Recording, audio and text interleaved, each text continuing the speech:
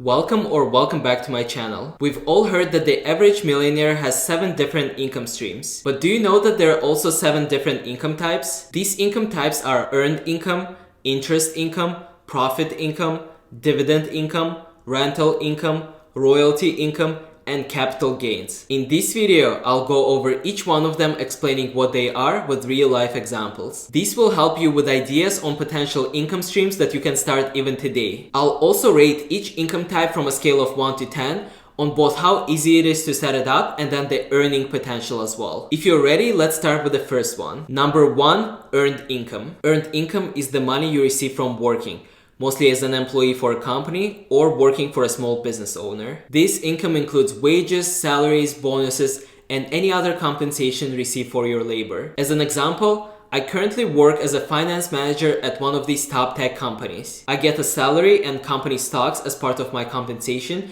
and I consider both of them as earned income. Now let's rate this earned income from a scale of 1 to 10. On the easiness of setting up this income, I would give it a 9 out of 10. It's not too complicated to create an earned income, as it just involves finding a job. Having a job is one of the most common ways to make money, and it should be easy to find a job unless if you're only targeting the prestigious companies. For the earning potential though, I would give it a 6 out of 10. If you're paid hourly, your earnings are limited by the number of hours you work. And if you're not an hourly employee, you usually have a target annual compensation that's not gonna change massively regardless of how many hours or how hard you work. You can't really increase your salary by 5 times only a year or 2 after working, which is why I gave it a 6 out of 10. So the overall score for the income type number 1 is 15 out of 20. That's not a bad start. Now let's move on to the second income type. Income type number 2, interest income. Interest income is the money you earn by lending your money to individuals or entities,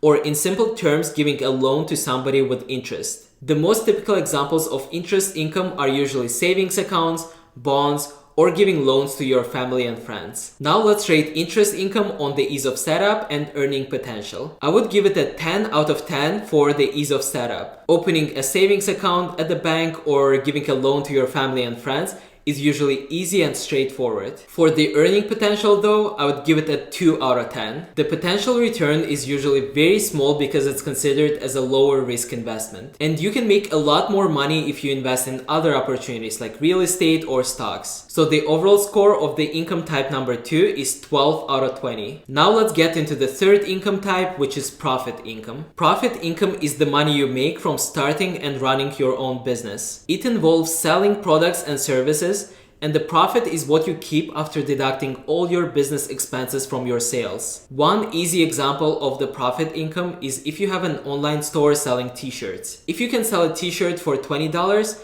but it only costs you $5 to make it and ship it, then your profit income is $15. Now let's rate profit income on our scale. In terms of the ease of setup, I would give it a 7 out of 10. Everyone can start a business, but not everyone has the patience or consistency to make the business successful. So it's definitely not as easy as just finding a job. When it comes to the earning potential, I would give it a 10 out of 10. The sky's the limit when you're running your own business. What you earn is directly tied to how successful your business becomes. When running your own business, you have opportunities to 10x your income, if not even more, within just a year. So the overall score comes out to 17 out of 20, which is the highest score so far. Let's move on to the income type number 4 now. Number 4, dividend income. Dividend income is the money you receive from owning shares of a company's stock. Companies give a portion of their profits to stockholders in the form of dividends. Dividend income is different from profit income as you're not involved in running the business at all. Rating dividend income on our scale, I would give it a 7 out of 10 for ease of setup. Investing in dividend stocks requires some knowledge and research, but with the right guidance,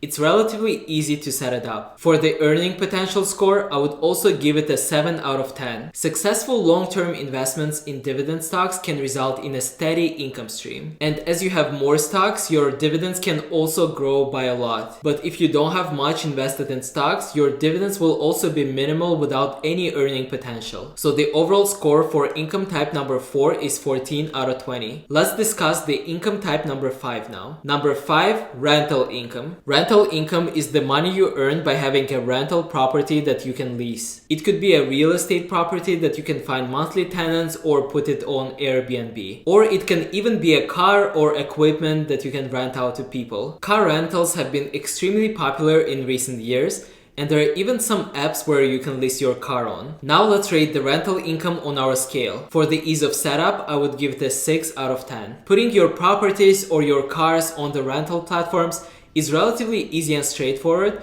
but you have to have those properties in the first place. It's kind of easier with cars, but they have a higher risk of being damaged by the renters. For the earning potential, I would give it a 9 out of 10. Rental income has a great potential, especially when you own prime real estate or have assets that are in demand. This income stream has the possibility of making you more money than even your full-time job. So the overall score of rental income is 15 out of 20. Now let's move on to the income type number 6. Income type number 6, royalty income. Royalty income is the money you receive by allowing others to use your intellectual property, such as books, music, patents, or trademarks. This income type doesn't require active involvement once the intellectual property is created. If I rate the royalty income on our scale, I would give it a 5 out of 10 for the ease of setup. Creating valuable intellectual property takes a lot of time, effort, and talent. There are also some challenging legal aspects involved in creating and protecting your intellectual property,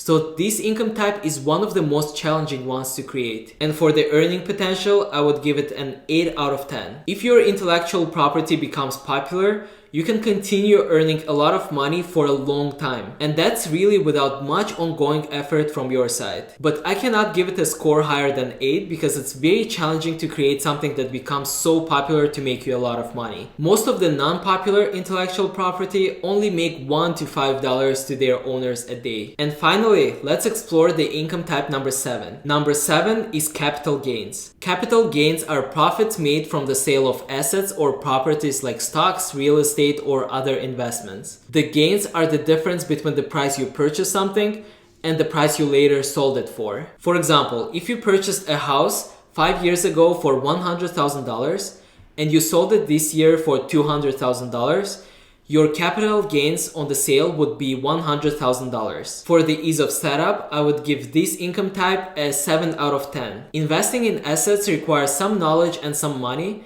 but if you have both, it's relatively straightforward. And in terms of the earning potential, I would give it an 8 out of 10. Successful investments in real estate or stocks can result in significant returns, but I'm also deducting 2 points because of how risky they are, and you could lose all your money. And this results in a score of 15 out of 20 for the capital gains income type. Here's a summary of all 7 income types that we just went over and their overall scores. Keep in mind that these scores are very subjective and can change depending on your circumstances and market conditions. I hope you found this breakdown helpful, and let me know in the comments which income types you think are the best fit for you. Thank you for watching this video, and I'll see you in my next one.